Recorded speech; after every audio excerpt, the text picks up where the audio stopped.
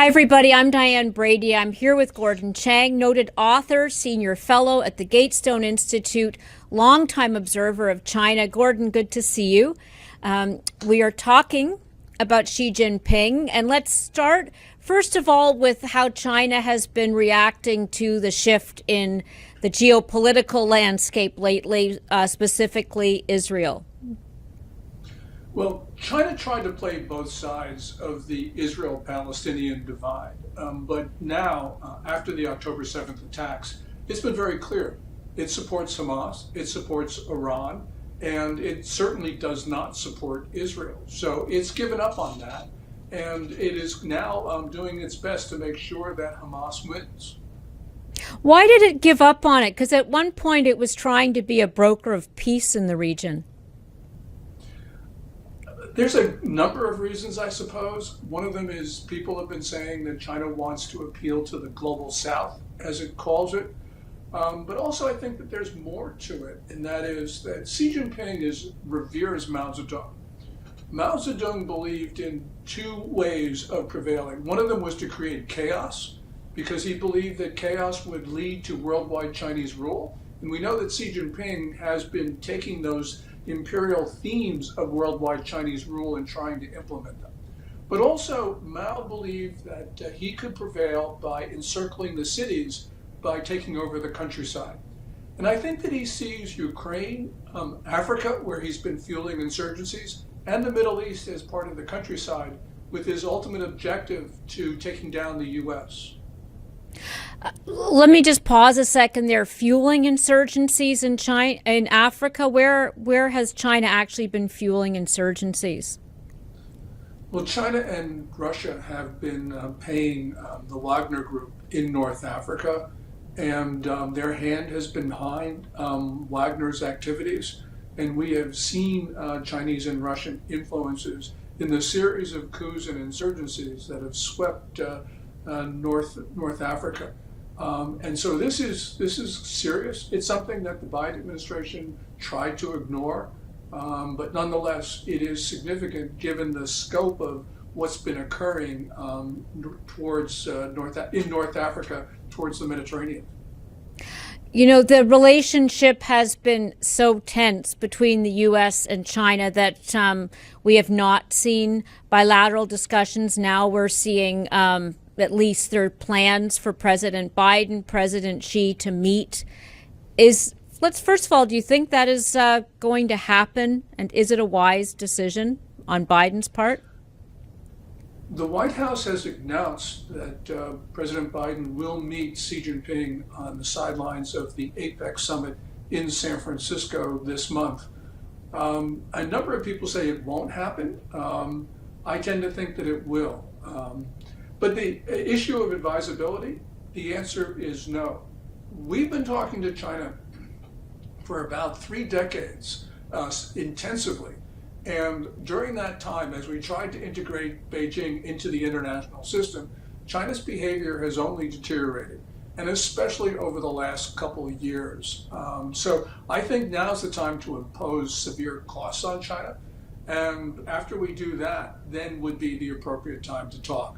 But trying to talk to China right now just gives them the opportunity to delay what we absolutely need to do, which are take measures to defend our country. When you say severe costs on China, we already, obviously there are tariffs, et cetera. What more can the U.S. do or should do in this situation? Well, first of all, we need to do something about the 70,000 fentanyl deaths each year in our country. And these are from doses of illegal Chinese fentanyl. We need to hold the Communist Party in criminally liable, which means we need to issue red notices for Xi Jinping and others. I know that this sounds extreme, but on the other hand, we cannot afford each year tens of thousands of deaths of Americans, because we know the Communist Party is firmly behind the Chinese fentanyl gangs. Not only does China run a surveillance state, but also we know Chinese diplomats have been issuing all sorts of notices and others trying to help the fentanyl gangs, and also the gangs launder their proceeds to the Chinese state banking system. So this means that I believe we need to cut off all technical cooperation. We need to cut out almost all investment and almost all trade. And I know it's severe, but on the other hand, what China's been doing to the United States has been disastrous. And obviously the policies that we have, which sound responsible, have in fact created a disastrous situation. Well, and cutting off trade, obviously there's been a move afoot to try and diversify supply chains, but many U.S. corporations are still inextricably linked to China as certainly a source of, their own supplies and also, cheap goods. Yes, but the President of the United States, using emergency economic power under for instance, the International Emergency Economic Powers Act of 1977, can accelerate that process.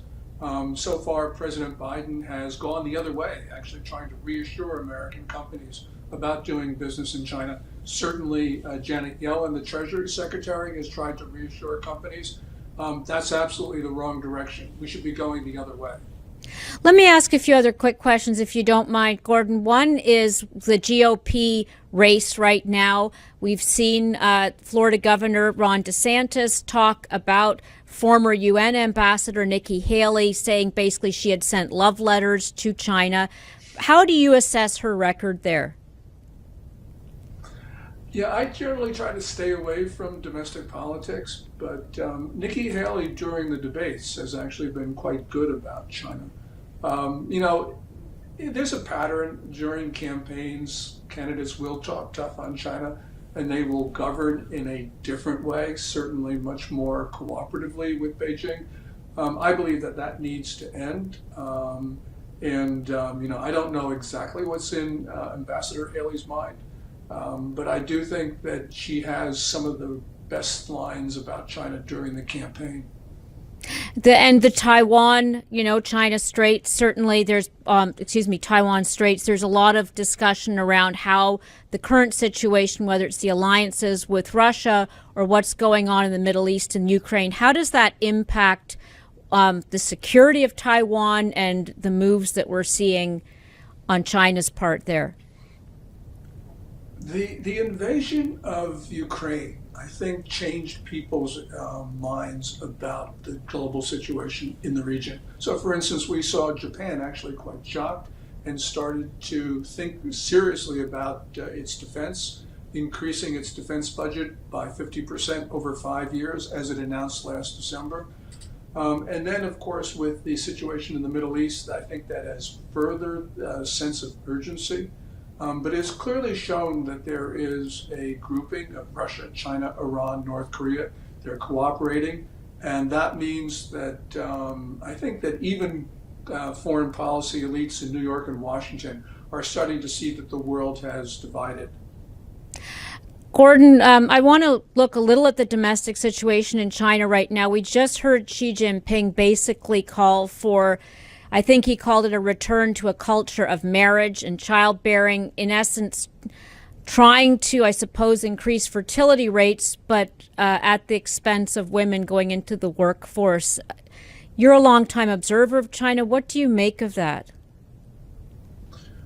I think there's a certain amount of panic at the top levels of the Communist Party about demography.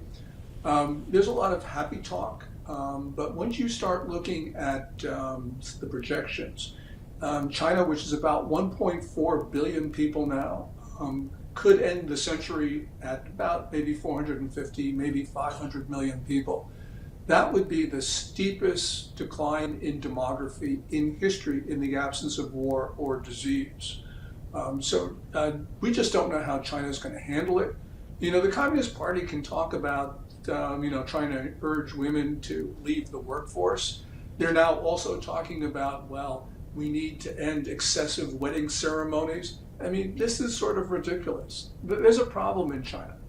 Part of it is, of course, as a society develops economically, fertility declines. That's what we've seen everywhere, especially in East Asia. But China has some additional problems, and that is that there's a sense of gloom about the country internally. And we know that from every society that goes through periods of pessimism, especially ones as deep as China's, that couples don't reproduce. So that's the issue. And there's one other factor, and that is for about 4 decades, China's one-child policy was relentlessly propagandized. And that has created in people's minds, just in general, even apart from pessimism, even apart from everything else, that's created a view in people's minds that fewer children are better. And now you have women just opting out of the Confucian sort of mores of China, and they've just said, look, we're done with this. And of course, women have done that in South Korea, they've done that in Japan, Taiwan, Hong Kong, Singapore.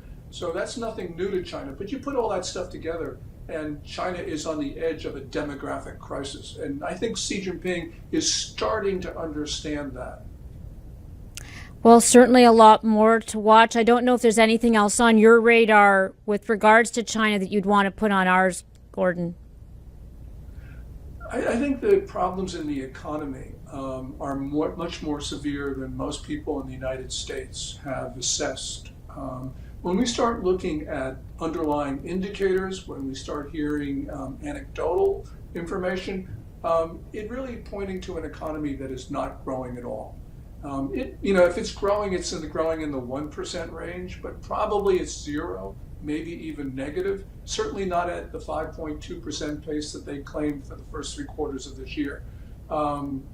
When you put together the debt crisis in China, the property crisis, they're just not producing enough output to service debt, even if they were growing at the 5% pace. So the crisis in China is coming. It's unavoidable.